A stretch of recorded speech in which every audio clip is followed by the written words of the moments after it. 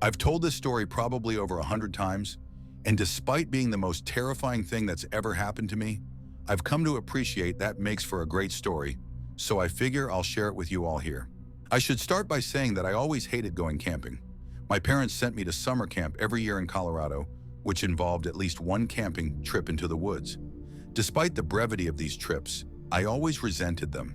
The heavy bag, the lack of toilets, the spiders that always found their way into my tent.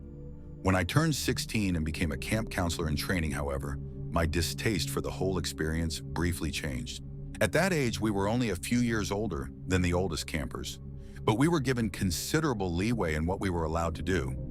Most nights we would have to stay in the cabin with our campers, but it was rumored that the camping trip was a time where the counselors in training would get drunk, smoke weed, and hook up with each other after everyone else went to sleep. What I didn't know, however, was that the events of that camping trip would dissuade me from ever going camping in the woods again. The trip began as any other. Altogether, there were around 30 people on the trip, 4 counselors in training, 4 counselors, and around 20 or so boys and girls between the ages of 13 to 14. Walking in a single file line up and down the various trails, you could hardly hear any sounds of nature over the conversations and laughter of the campers. Several hours went by and we made our way through a dense, marshy area and up a steep incline populated with evergreens and aspens. I wasn't the most athletic kid, so it was around this point that I found myself at the back of the line with one of the other counselors in training, Jordan, as well as 2 campers who were also struggling to keep up. The 4 of us started chatting, and in our distracted state, we began to fall more and more behind the rest of the campers, until the last of them faded out of view around a bend about 50 feet up the way. Unconcerned, we kept walking at the same slow pace, but after 30 minutes or so, the trail started to level off and I began to feel increasingly anxious. Not only had the rest of the group disappeared ahead of us, but we had entered a stretch of completely dead evergreens, half of which looked scorched by a wildfire, and the other half appeared to have been killed by a disease. The eeriness of the landscape was punctuated by a small derelict cabin sitting in the middle of the scorched forest, but seemingly untouched by the fire that must have spread through the area. We were so enraptured by the scene that one of the campers screamed when a twig broke behind us. Jordan and I started laughing a bit, but we quickly stopped when we turned to look at where the sound had come from. Not 20 feet behind us was a haggard-looking man with a messy nest of black hair and a long black beard slowly making his way up the trail with his eyes locked on us. He didn't appear to have any hiking supplies on him, and we had no idea how long he had been walking behind us. Being young, we were naturally pretty freaked out, but Jordan managed to give the guy a slight wave before saying to the rest of us, "Come on, let's speed up and get back with the rest of the group." As we turned to continue our way up the path, the man mumbled a question that was hard to hear, and I was shocked when Jordan turned around to ask the man to repeat himself. The man muttered again, slightly louder, "Going camping?" Jordan answered the man that, "Yes, we are going camping." To which the man smiled slightly before stating in a creepy and ominous voice, "Better be careful."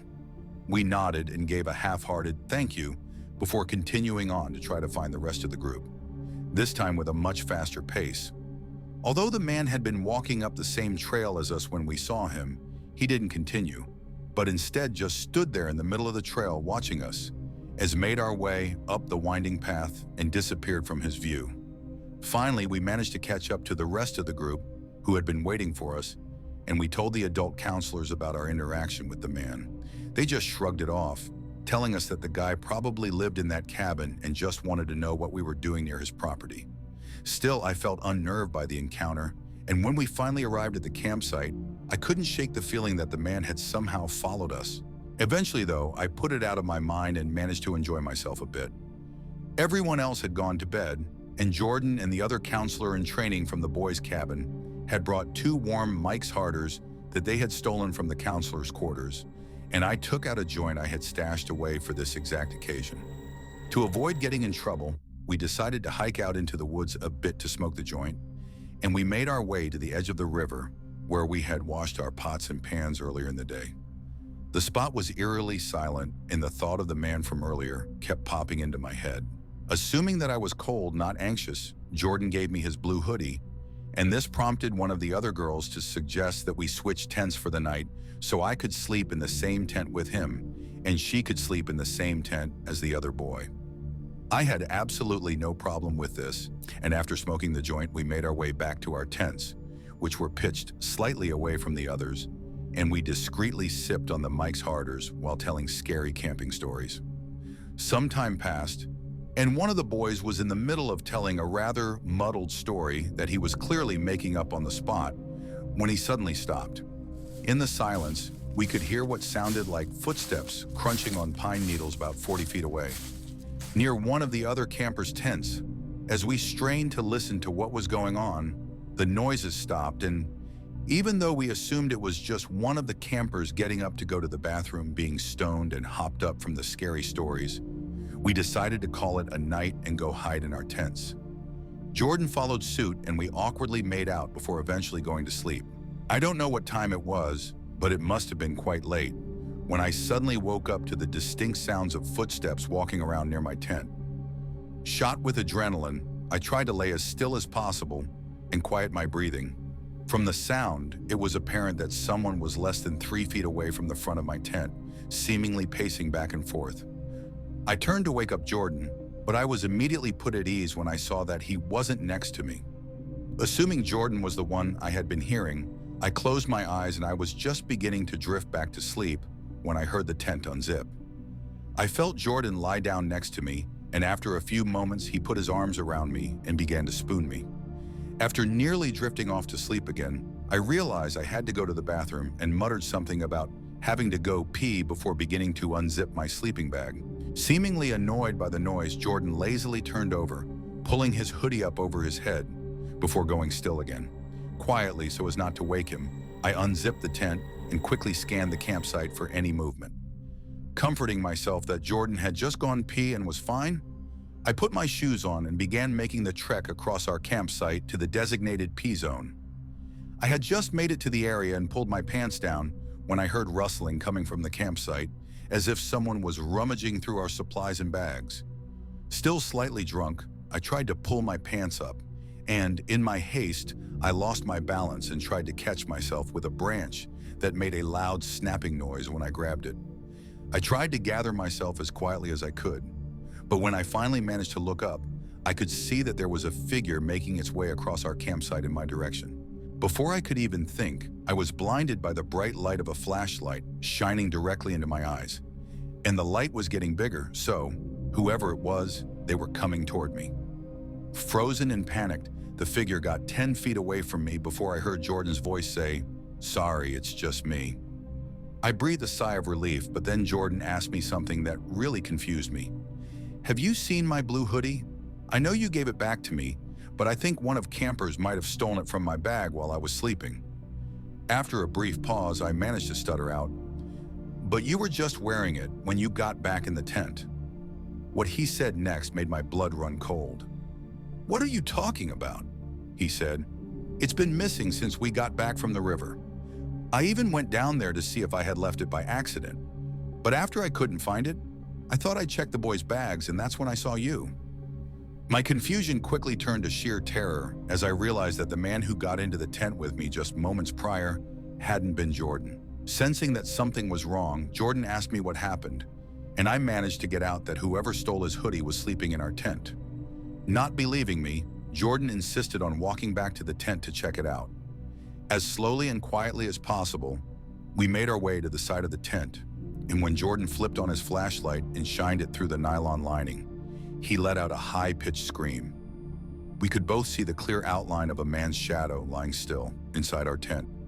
What happened next is a bit of a blur, but we ran to the pod of tents on the other side of the campground where the older counselors were sleeping and frantically unzipped their tent and started yelling for them to come out and that there was a man in our tent.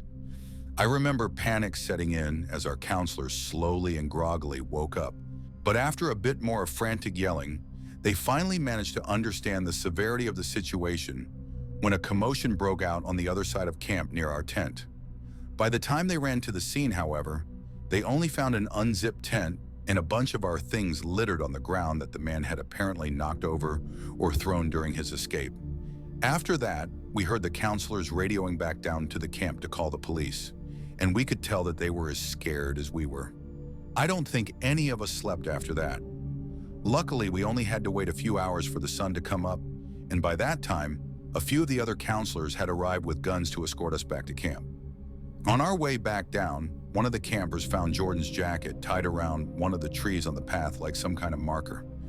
Needless to say, he didn't want the hoodie back, and we just left it there. To this day, I can't say for certain that the man in the tent was the same guy that we ran into earlier on the trail, but his face and that night still haunt me.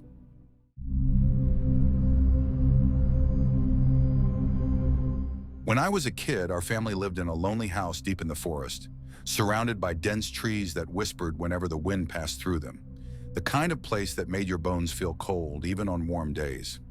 Our neighbors' houses were technically within walking distance, but hidden behind thickets of pine and oak trees, making it feel like we were truly alone. During the day, the place felt peaceful, picturesque even, but at night it transformed into something else entirely. There was no city glow, no streetlights, just blackness. Pitch black silence that crept up against the windows like a living thing. The only light you could sometimes see came from a distant neighbor's window, like a dying star in a vast dark sky. That single dot of light did nothing to push back the darkness. It just reminded you that you were alone. Everyone in the area whispered about our house. Some avoided even driving past it at night. Stories floated around about how people who visited felt watched or suffered strange misfortunes afterward. My parents, being from another country and more skeptical by nature, dismissed the rumors. But curiosity eventually got the best of them. One day they invited a medium to examine the house. She didn't even cross the threshold. The moment she stepped out of her car and stood on our front lawn, she stopped dead in her tracks. Her face went pale and her hands trembled slightly. Then, without taking a single step forward, she turned to my parents and said, "This place, it's like a highway for things that don't belong in this world." She refused to go any closer. That was enough to leave a lingering shadow over my thoughts for years to come. One weekend night, when I was maybe 12 or 13, I decided to stay up late. My parents were watching an old movie from their homeland, something in a language I didn't fully understand. I didn't mind. I had grown up here, in the stillness of the forest, and while I didn't share their nostalgia, I appreciated their calm. When they finally headed off to bed, the house grew even quieter. I turned on my computer, the blue screen briefly lighting up my face. I remember playing the Elder Scrolls, Skyrim, diving into fantasy and magic, anything to escape the suffocating silence of the forest night. I played as a magic user, conjuring fire and bending the world to my will. It was comforting, in a way, pretending I had control. Eventually, tiredness began to tug at my eyes. I shut the game down and began watching a movie, letting the screen's glow flicker softly against the walls. That's when I heard it, a noise, faint at first but growing clearer. It sounded like running. Someone sprinting outside. But the steps weren't human. The rhythm was all wrong, too fast, too mechanical. My heart skipped a beat. I paused the movie, holding my breath, and listened. The footsteps were circling the house, moving too quickly for any person. They weren't heavy like a moose trampling through the underbrush, nor graceful like a deer. It was like something pretending to sound like a person running. The uncanny imitation made it worse. Then, just as suddenly as it started, it stopped, abruptly with no slowdown. It had stopped, right at the main door. Now, to understand how terrifying that is, you have to know the layout of our house. The main door opens into a small entranceway. From there, a hallway stretches in, with stairs leading up to the second floor. To the left is a door that leads into the living room, where I was now sitting. I had a window beside me that faced the front yard and the main door. I turned to the window slowly, every hair on my neck standing on end. I pressed my face against the glass and peered into the inky blackness outside, but nothing, just void. The trees outside stood still like tall shadows, as though holding their breath. Then came a new sound, this one stranger, more grotesque. It was like crows, but not quite. Crows don't talk, not in this way. This wasn't mindless cawing. It was more rhythmic, more structured, almost like speech. I turned off the movie completely and focused, trying to make out what was being said. I leaned forward, straining my ears. The sound continued, raspy voices, almost like whispers, conversing in some guttural language I couldn't understand. I caught none of the words, but the cadence was unmistakable. They were talking, like they were having a conversation just outside my door. Then it stopped. Just as I felt I was on the verge of understanding, the voices went dead silent. My stomach sank. It was as if they realized I was listening. A cold rush of dread swept over me. I didn't move. I didn't breathe. The silence now was worse than the noise. Then came a new sound. Footsteps. Not outside, but inside. They were slow, heavy, deliberate. I froze.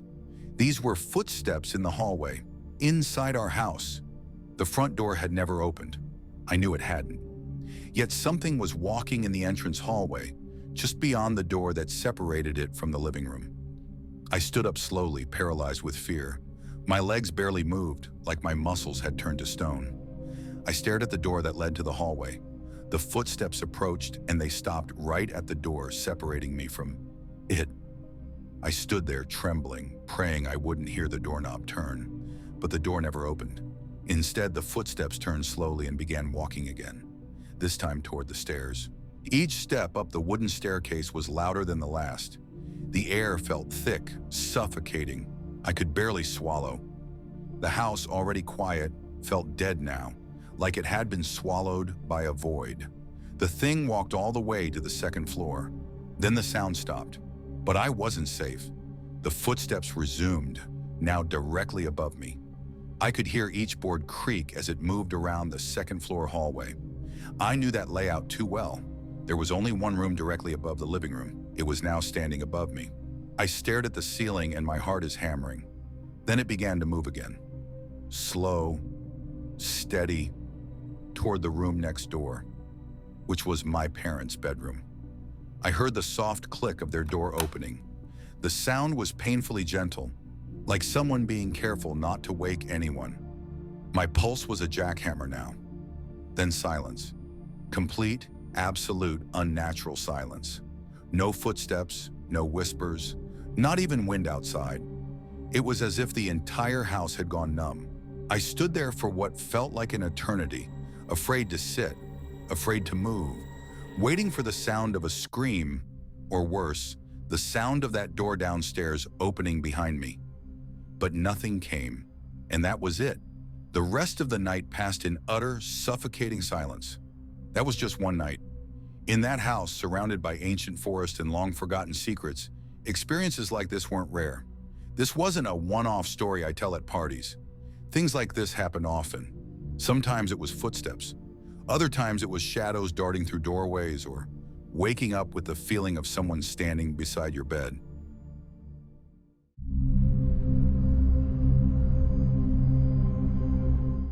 The small town of Millfield was nestled deep in the heart of the Appalachian Mountains, surrounded by dense forests that stretched for miles. The locals lived simple lives, bound by a strong sense of community and an unspoken understanding of the woods that bordered their town. Stories of strange happenings in the forest had been passed down through generations, but they were usually dismissed as old wives' tales meant to scare children. It was early October when Sarah and her friends decided to go camping in those very woods. The air was crisp, and the leaves had turned vibrant shades of red and gold. Sarah, a college sophomore, had returned to Millfield for fall break and convinced her friends Jake, Emily, and Tom to join her on a weekend adventure. They were eager to escape the stresses of school and reconnect with nature. The group set up camp near a small clearing by a stream. As the sun began to set, they built a fire, roasted marshmallows, and shared stories under the starry sky. The woods were alive with the sounds of nocturnal creatures, and the firelight flickered against the trees, casting eerie shadows. "I heard these woods are haunted," Jake said, poking at the fire with a stick. "My grandfather used to tell me about a shadow that roams around here at night." Emily rolled her eyes. "Oh, come on, Jake. You're just trying to scare us." Jake shrugged. "Maybe," but he swore it was true. said it would watch you from the darkness, and if you saw it, you'd never be the same again. Tom laughed. Sounds like a load of crap. Shadows are just shadows. Sarah, who had been quietly listening, felt a chill run down her spine. She remembered hearing similar stories as a child, but had always dismissed them. Well, let's hope we don't run into any creepy shadows tonight, she said, trying to keep her voice light.